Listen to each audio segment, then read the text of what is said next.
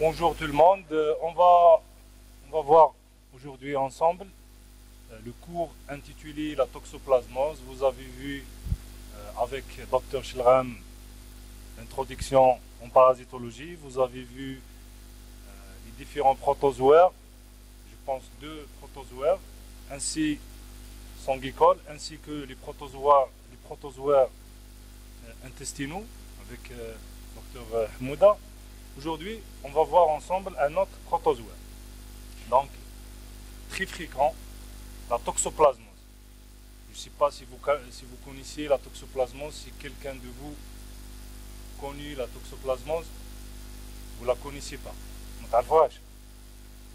Normalement, la toxoplasmose, normalement, on voit beaucoup plus chez les femmes enceintes. La nomination, chez les femmes enceintes, parce que généralement, on fait la recherche systématique de la toxoplasmose chez la femme enceinte, parce que le risque de la toxoplasmose se voit chez le nouveau-né ou bien chez le fœtus au cours de la grossesse.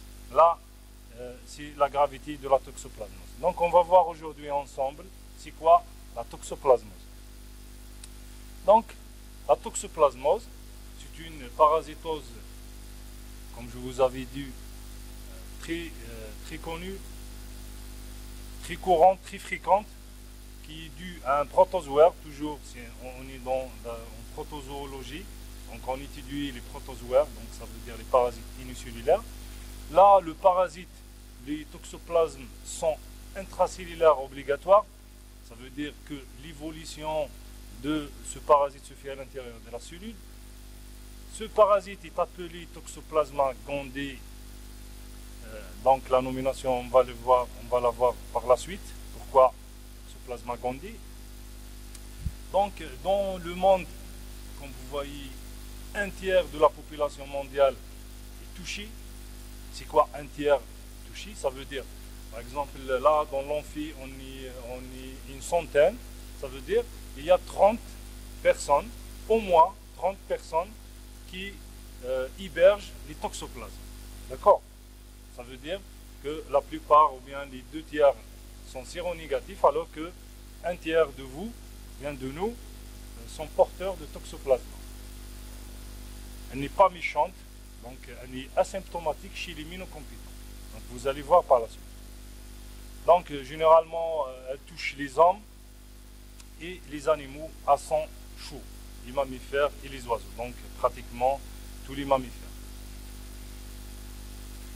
Donc ça c'est juste une petite historique, c'est pas à retenir, c'est juste pour savoir.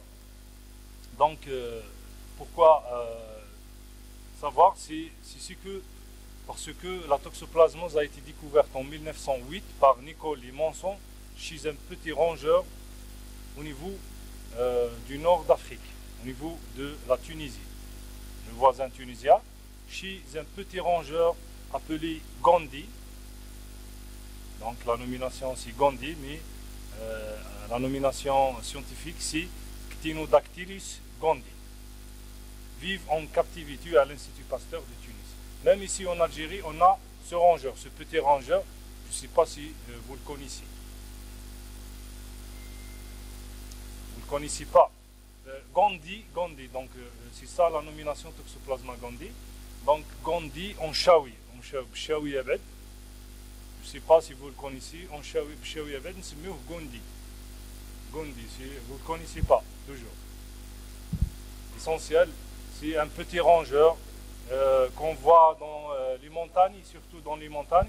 Il est très fréquent et d'où la nomination de la toxoplasmose, Toxoplasma gondii. D'accord? Et le premier cas humain a été découvert en 1923 par Jean Cuc, qui retrouve le parasite dans des kystes rétiniens, donc au niveau de l'œil d'un petit enfant qui présente une hydrocéphalie. Oui. Toujours les parasites, on fait une classification de parasites. Donc là, la taxonomie ou bien la classification de Toxoplasma, c'est c'est un parasite qui appartient à l'embranchement des protozoaires ou sous-embranchement des Apicomplexa. Donc c'est un sous-embranchement assez grand, les Apicomplexa, c'est très caractéristique. Et à la classe des sporozoaires, on est toujours dans les sporozoaires. Vous avez vu la dernière fois un sporozoaire avec Dr Chilram. Et on est dans la sous-classe des coccidies, l'ordre des zoococcidies, la famille des héméridies, le genre Toxoplasma, où il y a une seule espèce. Le genre Toxoplasma ne contient qu'une seule espèce, c'est Gandhi. D'accord? Alors, mais actuellement, grâce à la biologie moléculaire, il y a 3 génotypes qui ont été découverts, identifiés.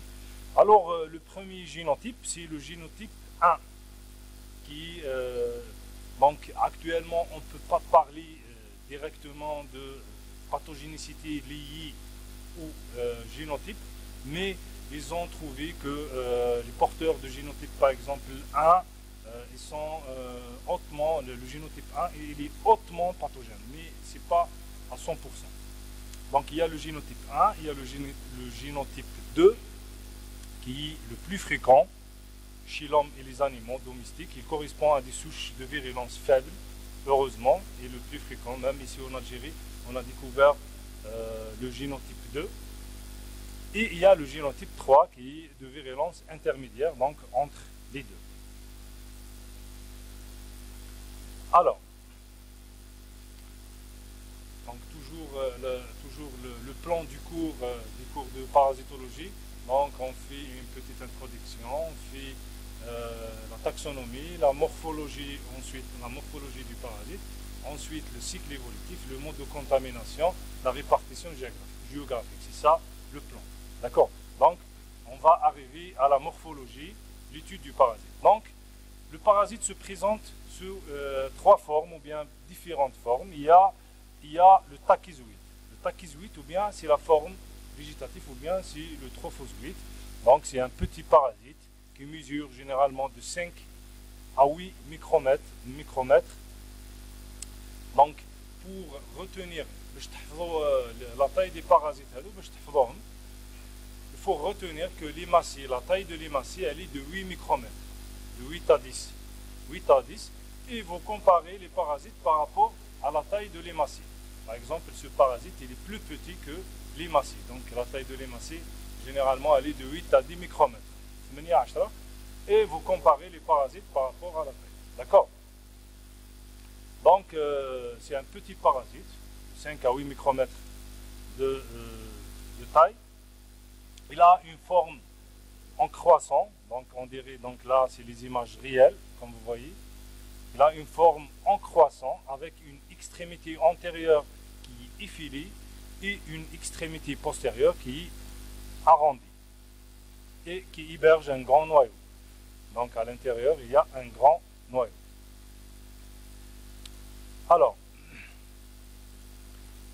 dans la description, bien au microscope électronique, qu'est-ce qu'on voit? On voit que le trophozoïde, ou bien la forme végétative de toxoplasme, porte au niveau de la partie effilée le complexe apical. Là, c'est le complexe apical. Donc, c'est la partie antérieure qui caractérise le phylum, ou bien le phylum des Apicomplexa, et qui comprend les conoïdes. Donc, il est constitué par les conoïdes et les autres organes de sécrétoires, donc c'est qui sécrètent le produit d'invasion qui permet au parasite l'invasion des cellules. Donc ces différentes structures, organes, ce sont les rhoptries. Donc là c'est les rhoptries. Là c'est les micronèmes. Les micronèmes, ça les petits points. Et il y a les granules denses. Là c'est les granules denses. Le parasite se multiplie par endodiogénie, ça veut dire les deux parasites fils s'individualisent avant que la cellule mère ne s'éclate. Et généralement, les trophozoïdes ou bien les tachyzoïdes sont retrouvés au cours de la phase aiguë de la maladie.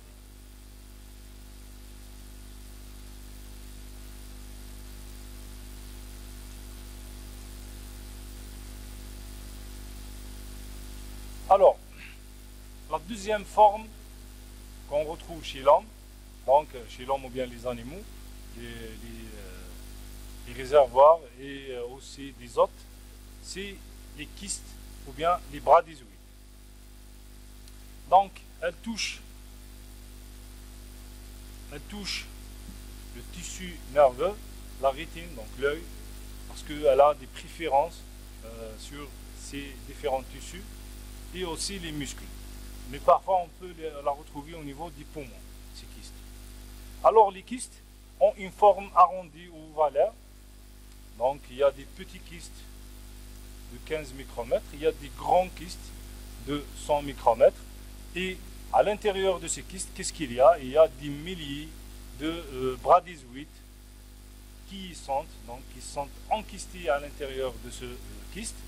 Et la structure de ces bradysouides, comme vous voyez dans le schéma, là, la structure, là c'est une image réelle, là c'est un schéma qui nous montre les bradysouides qui ont une structure proche de tachyzoïde ou bien la forme végétative, mais ils ont une taille plus petite. Les kystes généralement sont entourés d'une membrane épaisse. Pourquoi épaisse? Elle permet aux parasites ou bien aux kystes de résister aux différentes réponses immunitaires. Donc c'est une forme de résistance de parasites à l'intérieur. C'est une forme de résistance du parasite à l'intérieur du corps humain. Donc c'est pourquoi il y a cette membrane épaisse. Alors, la troisième forme, c'est l'oocyste, qui contient à l'intérieur des sporozoïdes. Donc là, c'est comme vous voyez dans les schémas, là c'est un oocyste qui n'est pas sporulé. Là, c'est un oocyste aussi qui n'est pas sporulé. Là, c'est un oocyste sporulé. Donc, généralement, l'oocyste est retrouvé au niveau de l'intestin de l'hôte définitif de Toxoplasma gondii, et aussi on le retrouve dans le milieu extérieur, sur le sol et sur les herbes. Donc, à l'intérieur du corps du chat, donc, on retrouve un oocyste qui n'est pas sporulé. Arrivé dans le milieu extérieur, il va être sporulé.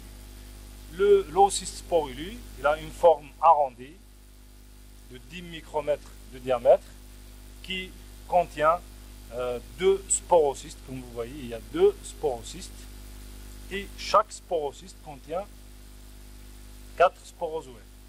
C'est clair. Donc là, c'est l'oocyste sporulé. Donc c'est l'oocyste mature. Il contient 2 sporocystes qui contiennent chacun 4 sporozoïdes. Donc la forme de ces sporozoïdes, toujours, ils ont une forme proche de la forme trophozoïde de Toxoplasma. Et la nature des parasites, c'est la résistance dans le milieu extérieur. Donc ce parasite, ou bien l'oocyste, résiste dans le milieu extérieur. Ainsi, il résiste au suc gastrique et dans le milieu extérieur, il peut persister jusqu'à 1 an. Donc vous voyez, vous imaginez un oocyste qui résiste dans le milieu extérieur pendant 1 an. Donc il va y avoir une contamination possible, le plus possible. Le mode de contamination. Comment l'homme se contamine par la toxoplasmose? Il y a plusieurs formes de contamination, à savoir la forme parasitaire inclus dans la contamination. Donc, il y a la contamination par des kystes.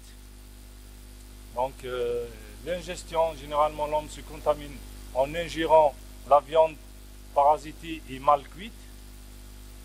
Généralement, quand on mange une viande saignante, donc elle est mal cuite, là, on parle de contamination par des kystes.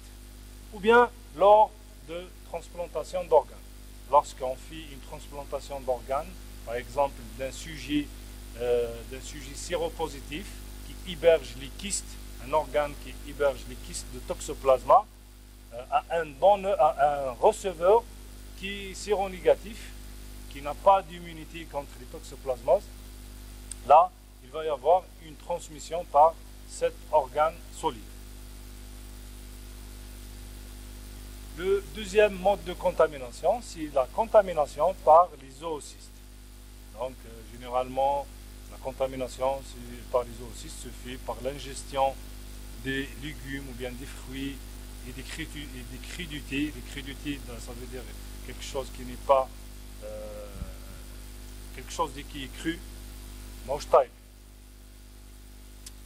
et souillé par les différents souillé par les zoocystes, les excréments du chat, ou bien parfois par la consommation de liquides, à savoir l'eau, le lait frais qui n'est pas pasteurisé, et aussi la contamination par la mauvaise hygiène des mains après travaux sur le jardin, généralement le jardinage. Lors du jardinage, là on peut rattraper la toxoplasmose.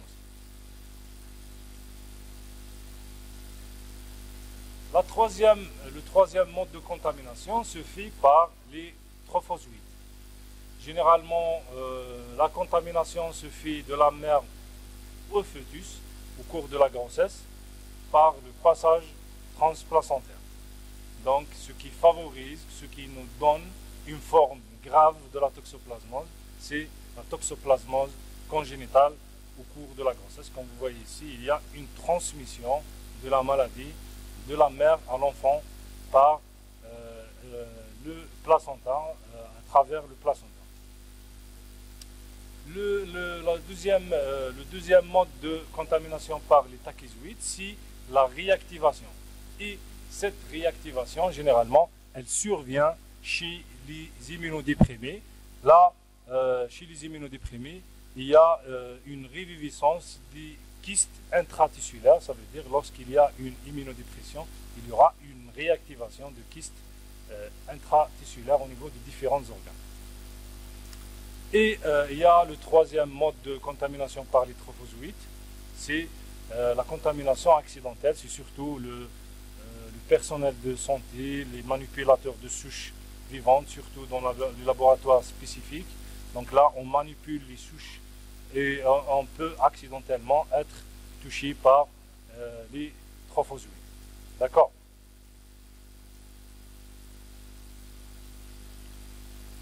Le cycle évolutif. Donc, le cycle évolutif de Toxoplasma gondii, il est hétérogène. Il est hétérogène avec un hôte définitif. Donc, l'hôte définitif, c'est le chat. Et à l'intérieur du cycle, il y a de nombreux hôtes intermédiaires qui sont représentés par les différents animaux, les oiseaux et l'homme aussi. Donc, le cycle contient un hôte définitif qui est le chat et plusieurs hôtes intermédiaires. Donc, le cycle évolutif de Toxoplasma gondii se déroule en 3 phases. La première phase se déroule chez l'hôte définitif et la deuxième phase se fait dans le milieu extérieur et la troisième phase se fait chez l'hôte intermédiaire qui est représenté par les différents animaux ainsi que l'homme. Alors, la première phase se fait chez l'hôte définitif qui est le chat. Donc, cette phase, c'est la phase coccidienne. La phase coccidienne se déroule chez l'hôte définitif. Elle débute dans l'épithélium intestinal de chat et elle comprend deux modes de reproduction. À l'intérieur de l'intestin du chat, il y a 2 modes de reproduction. Il y a la phase sexuée et il y a la phase asexuée. Donc, la première phase, c'est la phase asexuée, ou bien la phase schizogonique, à l'intérieur de l'intestin du chat. Donc, l'ingestion de kystes, ou bien d'oocystes mûrs par le chat, donc généralement le chat se contamine en dévorant, en mangeant par exemple les rongeurs ou bien les petits oiseaux qui hébergent des kystes au niveau de leurs muscles, ou bien le chat peut se contaminer aussi par ses propres oocystes qui sont éliminés dans le milieu extérieur au niveau de ses excréments et après sporulation, il va être contaminé par voie orale.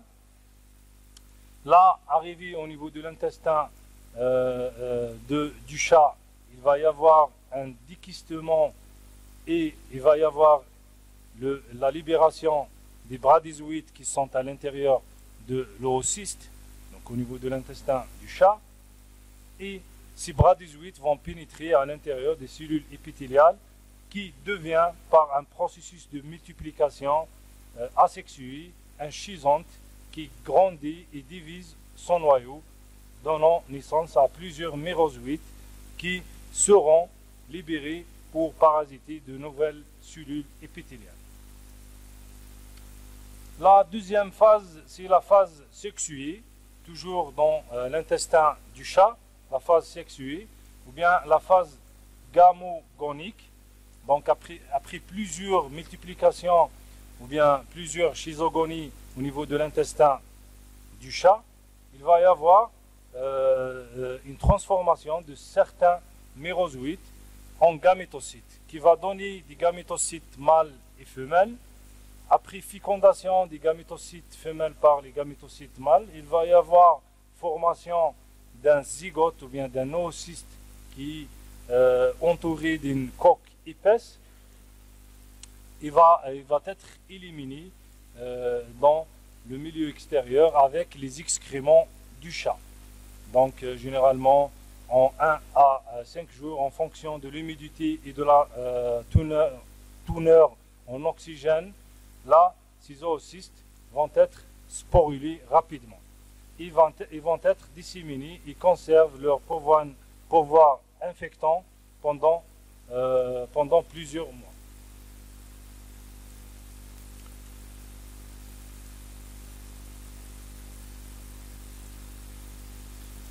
Donc là, c'est la première phase qui se passe chez le chat. La deuxième phase, la première phase, c'est la phase coccidienne. La deuxième phase, c'est la phase libre ou bien la phase de sporulation qui se fait dans le milieu extérieur. Donc, c'est la phase qui correspond à la maturation des kystes, bien des oocystes, c'est pas des kystes, des oocystes au niveau du milieu extérieur. Là, la sporulation des oocystes se fait, aboutissent à la formation des sporozoïdes, qui est le stade infectant par division du noyau de zygote. Les oocystes immatures non sporulés devient infectieux avec formation des sporozoïdes en 1 à 5 jours en fonction de l'humidité et de la teneur en oxygène. Ces oocystes sporulés sont rapidement disséminés et conservent leur pouvoir infectant dans le sol et l'eau pendant plusieurs mois. La troisième phase, c'est la phase proliférative ou bien la formation de kystes. S'il vous plaît. S'il vous plaît. La troisième phase, donc la phase extérieure dans le milieu extérieur, la troisième phase, c'est la phase proliférative et la formation de kystes. Donc, l'homme, généralement, l'homme et les aliments s'infectent en ingérant, par exemple, les kystes infectés ou bien les oocystes sporulés. Arrivé au niveau de l'intestin de l'hôte intermédiaire, là, les kystes ou bien les oocystes vont libérer les sporozoïdes ou bien les bradyzoïdes au niveau de la lumière intestinale et le cycle se déroule dans le système réticulo-histiocytaire et entraîne le déquistement des sporozoïdes et des bradyzoïdes et leur libération dans la lumière intestinale, puis leur conversion en tachyzoïdes, qui est la phase aiguë de la maladie, qui envahissent les cellules du système réticulo-histiocytaire, transportés par les macrophages qui assurent leur dissémination au niveau du corps de l'homme. Donc là, survient une phase chronique qui s'établit après différenciation des tachyzoïdes en bradyzoïdes. Ces derniers se regroupent pour former des kystes au niveau au niveau de différents tissus de l'hôte intermédiaire. C'est surtout les tissus nerveux et musculaires qui sont touchés.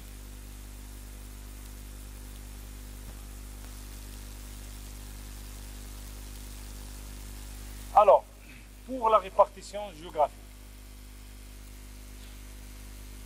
s'il vous plaît, mademoiselle, si vous n'êtes pas intéressé, vous pouvez sortir. Alors, pour la répartition géographique, donc la toxoplasmose est cosmopolite. Cosmopolite, ça veut dire elle touche le monde entier. On la retrouve au niveau des différents pays. Donc, généralement, sa prévalence elle est liée à l'âge et à l'environnement et les habitudes alimentaires. Alors, la prévalence estimée élevée dans les pays chauds et humides, avec une grande concentration des félins. Par exemple, les pays où il y a une grande prévalence de félins, là, on retrouve une prévalence importante de toxoplasmose.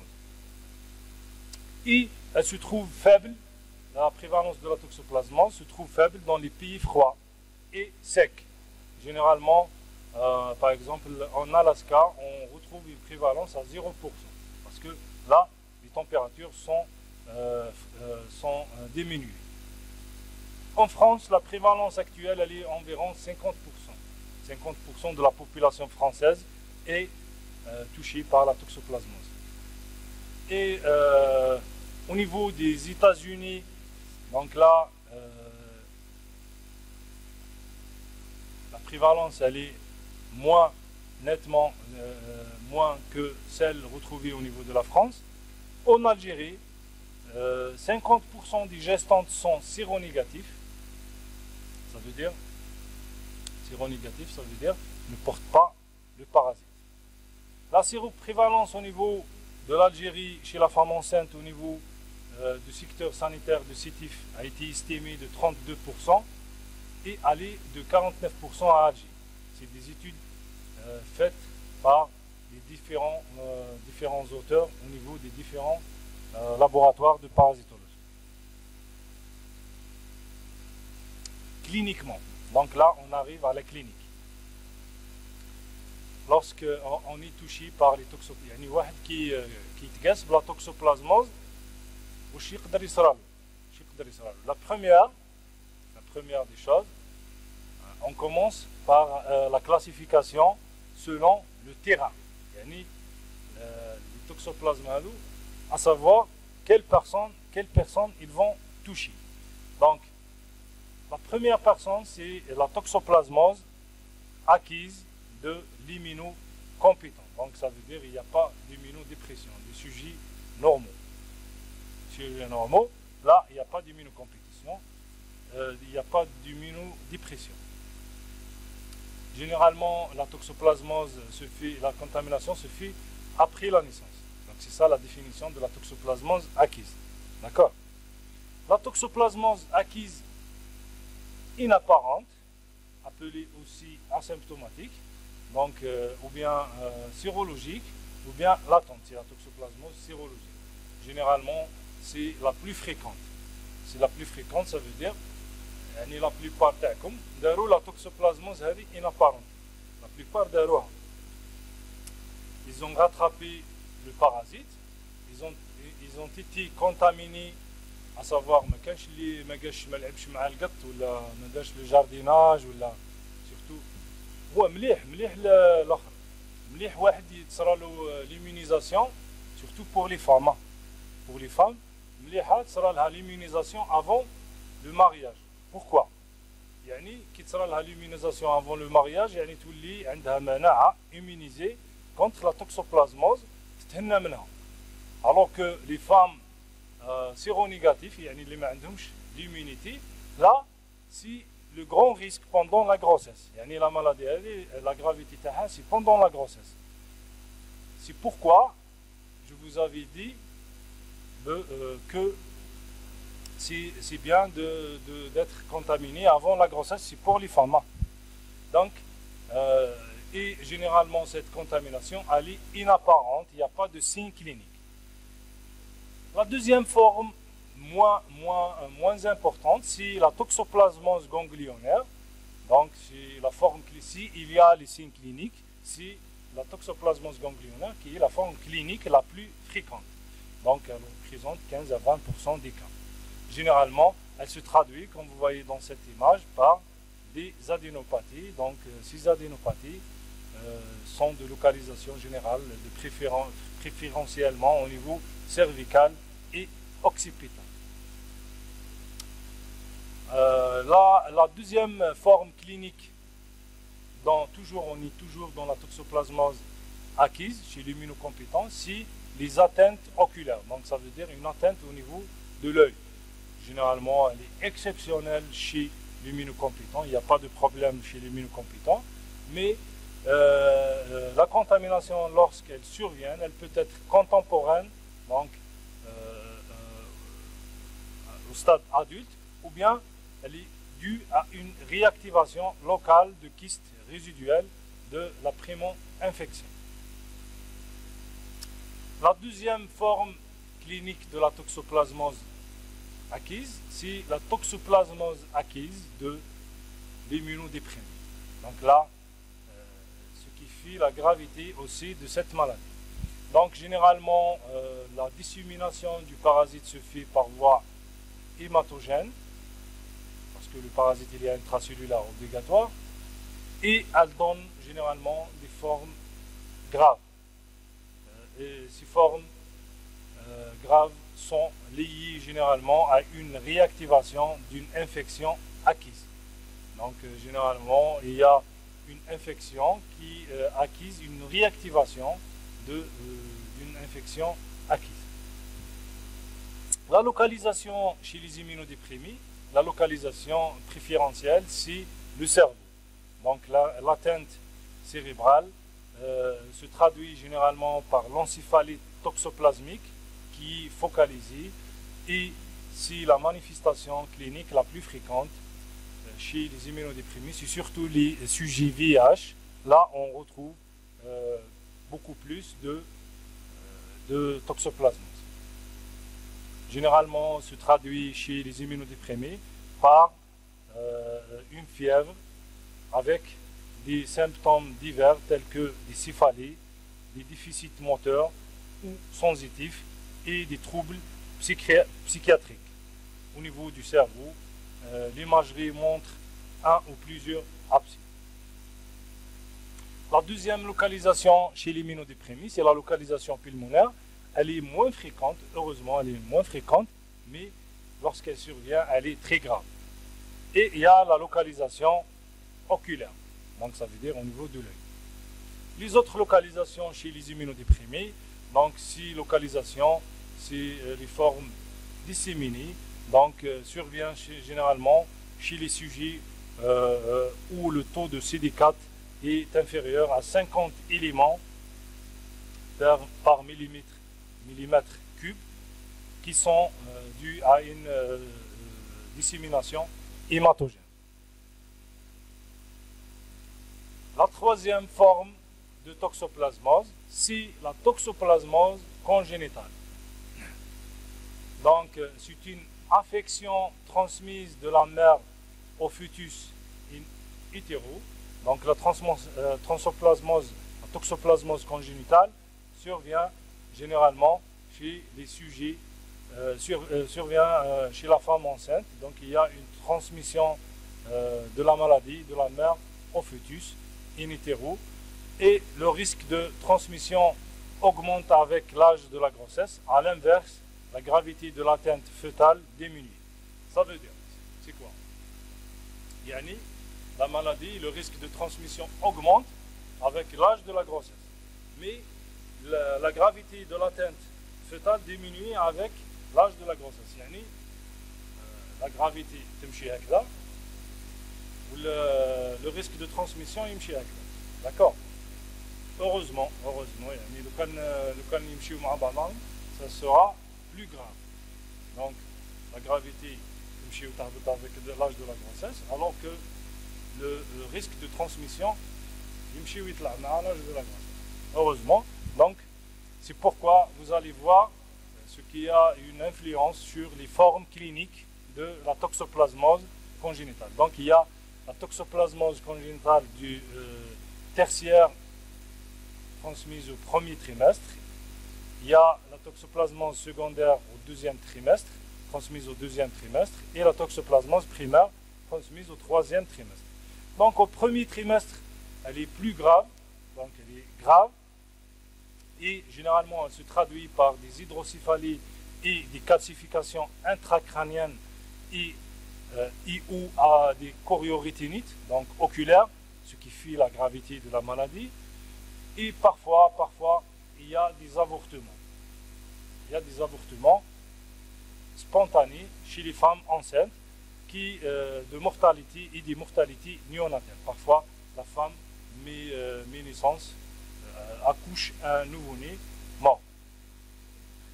La toxoplasmose au cours du deuxième trimestre donne généralement des encéphalites évolutives. Et les toxoplasmoses du troisième trimestre, généralement, symptomatologie polyviscérale, extraneurale, donc généralement la tête elle est extraneurale. Ce n'est pas le cerveau qui est touché. L'autre forme de la toxoplasmose, c'est la toxoplasmose et la greffe d'organes. Généralement, cette toxoplasmose survient en cas de transplantation cardiaque, rénale ou bien de moelle osseuse. Et elle entraîne une réactivation d'une infection latente, donc une ancienne infection, ou bien il y a une infection primaire par le griffon cardiaque ou pulmonaire parasité. Donc lorsqu'on fait une transplantation d'un organe qui porte un kyste de toxoplasmose à un sujet, à un receveur séronégatif, là on transporte le parasite et avec, et par conséquence, il y aura une réactivation, une infection par les toxoplasmoses, par le toxoplasme. Le diagnostic.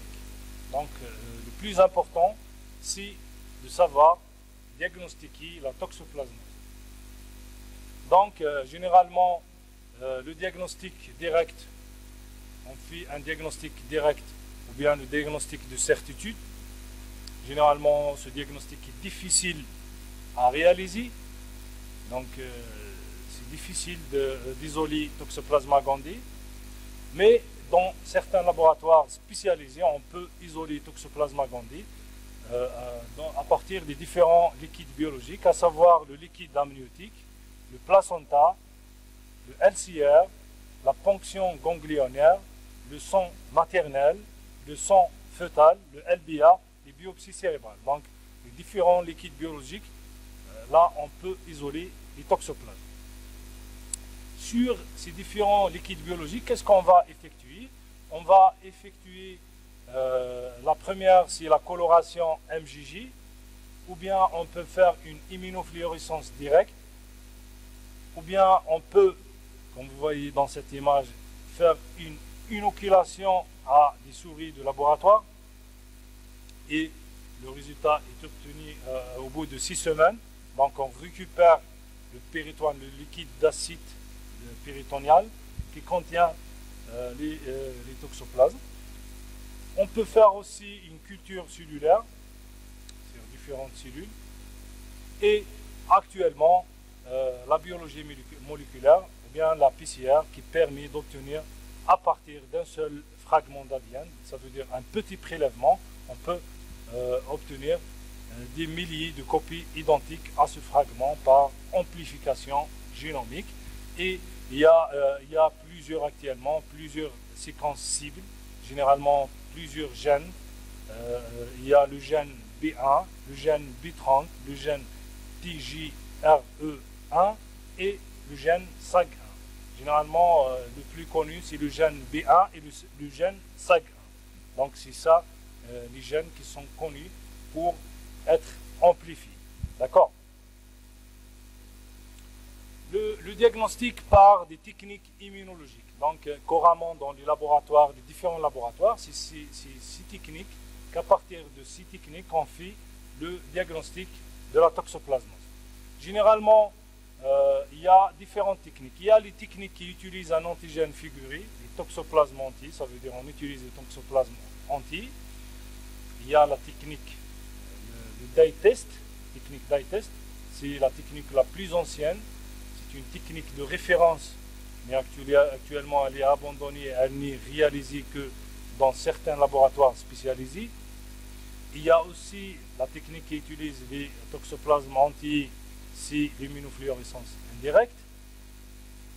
Il y a aussi les AGA. Les autres techniques qui utilisent un antigène soluble, il y a l'hémagglutination indirecte, il y a l'ELISA, les AGA, l'ELIFA, le Western blot et le mesure de coefficient d'avidité des IgG et la recherche des antigènes circulants.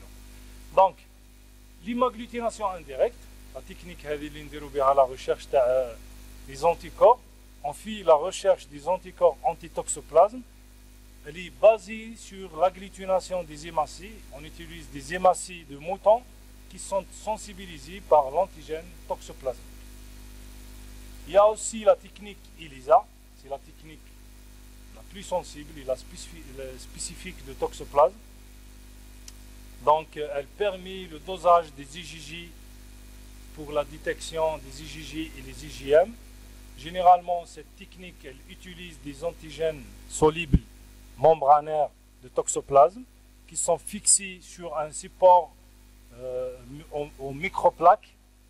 Donc, généralement, c'est par l'ajout de sérum de malades suspects qui aboutit à la formation du complexe antigène-anticorps qui va révéler, donc ce complexe antigène-anticorps, il va être révélé par des antiglobulines humaines marquées par la peroxydase, et cette peroxydase va être révélée par l'addition de substrats chromogènes spécifiques de l'enzyme, de cette enzyme, qui va générer une réaction colorée dans la densité optique et mesurée par le spectrophotomètre, et on compare à une gamme étalon de sérum tétré. Donc ça, c'est le principe de la technique ELISA.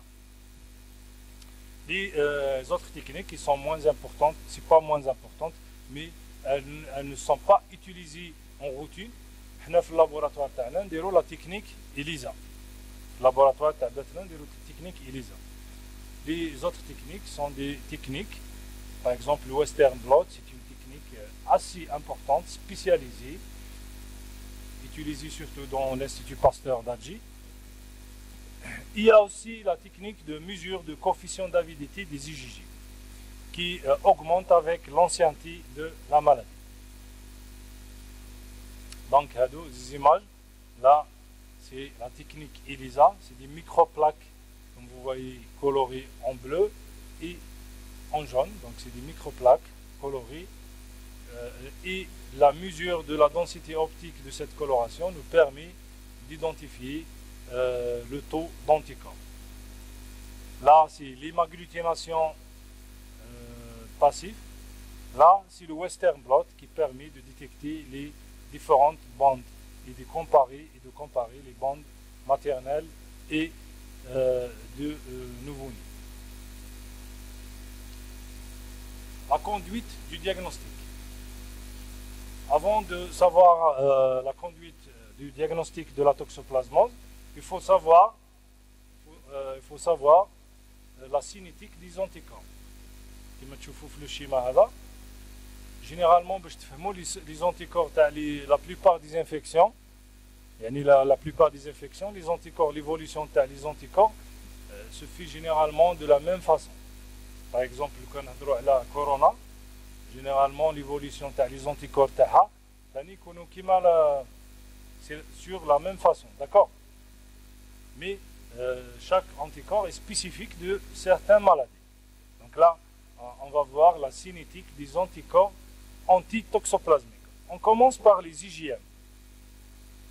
Les IgM, les hommes en rouge. Les IgM, c'est les premiers anticorps qui apparaissent.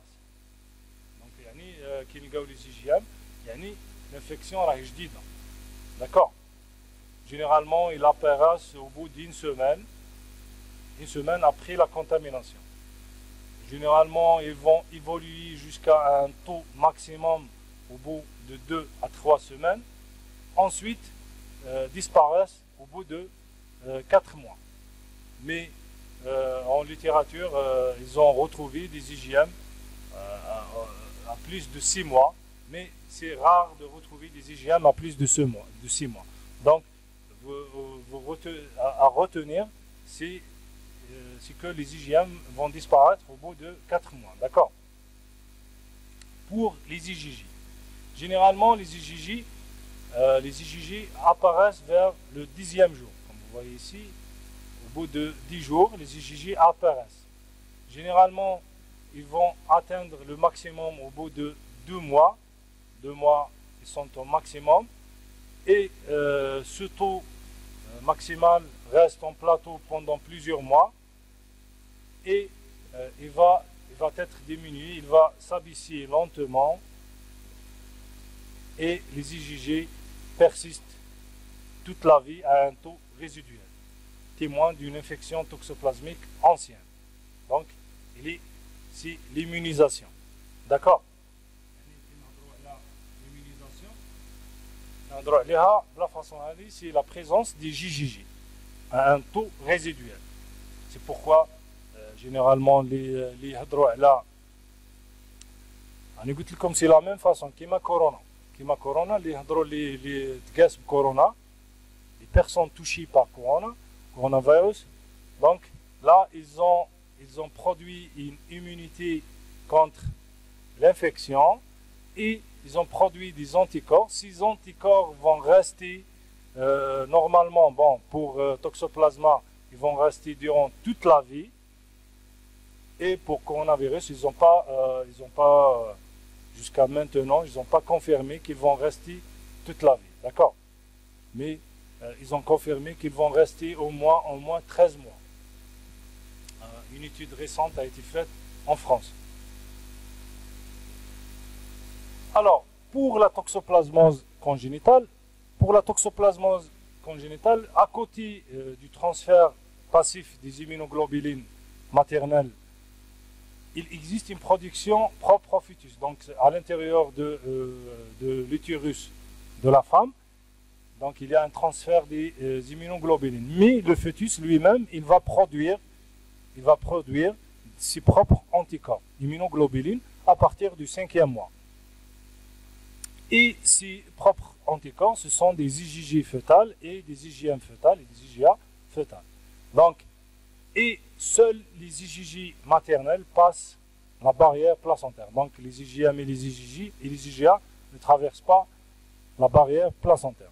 Ça veut dire, quand on retrouve les IgM ou bien les IgA dans le sérum du nouveau-né, donc là, c'est une toxoplasmose congénitale. Ça veut dire le fœtus, il a produit ses IgM et ses IgA.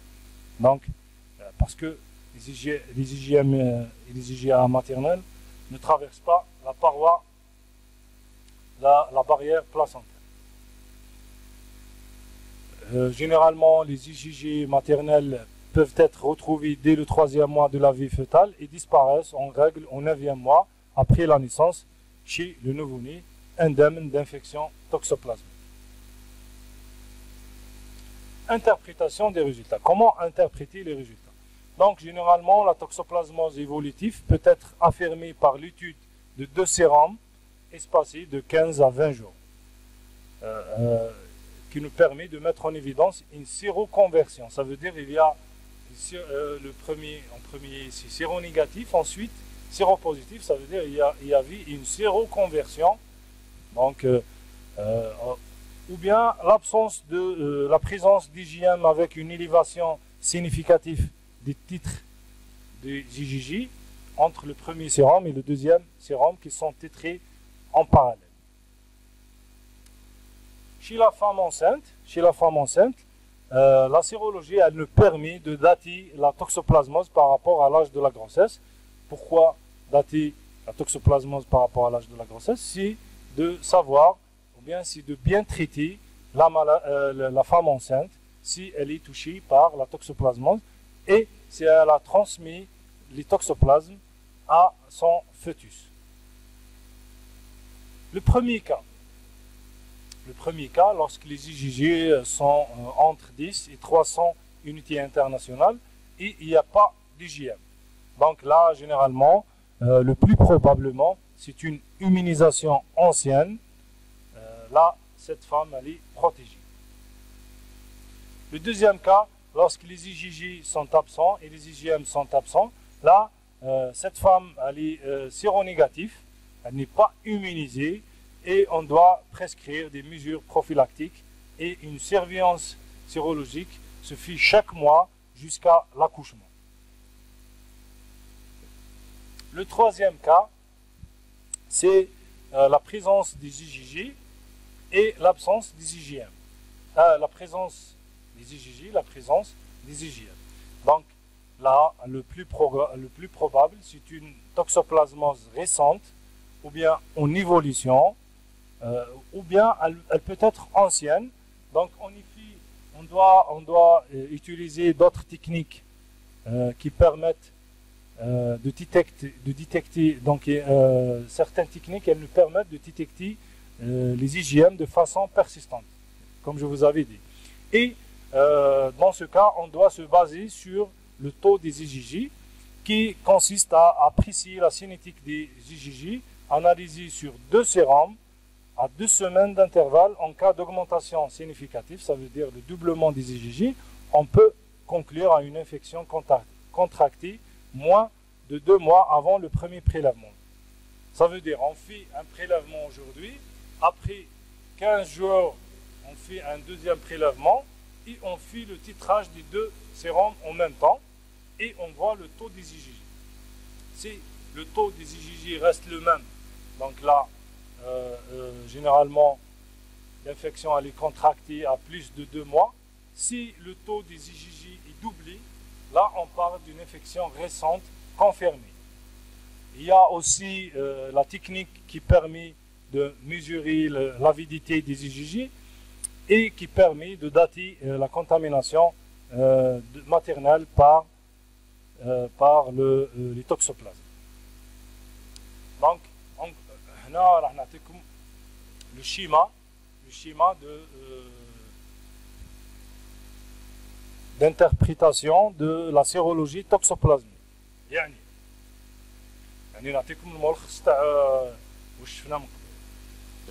يعني اللي كيلقاو لي جي جي نيجاتيف لي جي جي ام نيجاتيف هنا il n'y a pas d'immunité. Donc on parle de femmes ou bien d'absence d'immunité toxoplasmique. Donc là, la femme, on doit faire des conseils d'hygiène. Là, le deuxième cas, lorsque les IgG sont positifs et les IgM sont négatifs. Donc là, l'infection toxoplasmique ancienne a confirmé, on doit confirmer par un deuxième sérum qui est effectué 3 semaines après. Donc là, on voit l'évolution, la cinétique des IgG. Le troisième cas, lorsque les IgG sont positifs et les IgM sont positifs, là, on doit dater l'infection par l'avidité des IgG. Lorsque l'avidité elle est forte, donc là, l'infection elle est supérieure à 3 mois à 5 mois.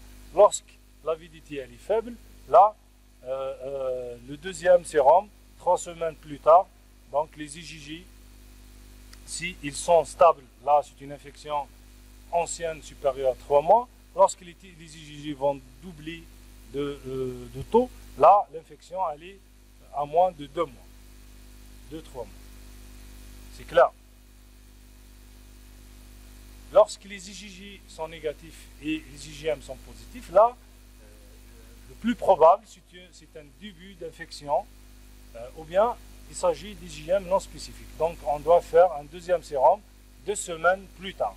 Donc, s'il y a apparition des IgG, il s'agit d'une séroconversion. Lorsqu'il y a absence d'IgG, contrôlée à 4 à 6 semaines absence, là, absence d'immunisation, il s'agit d'IgM non spécifique. D'accord? Le traitement de la toxoplasmose. Donc, le traitement de la toxoplasmose, il n'est efficace, il n'est efficace que sur la forme végétative, ça veut dire les tachyzoïdes, pendant la phase aiguë de la maladie. Les médicaments utilisés, il y a deux types de médicaments. Il y a les médicaments parasitostatiques, ça veut dire ils ne tuent pas le parasite. C'est représenté par la spiramycine et la roxythromycine. Et les deuxième forme, c'est les molécules parasitocides. Ça veut dire qu'ils tuent le parasite. Ils sont représentés par des sulfamides, des sulfadiazines, des antipaludiens de synthèse, qui est la pyrimétamine.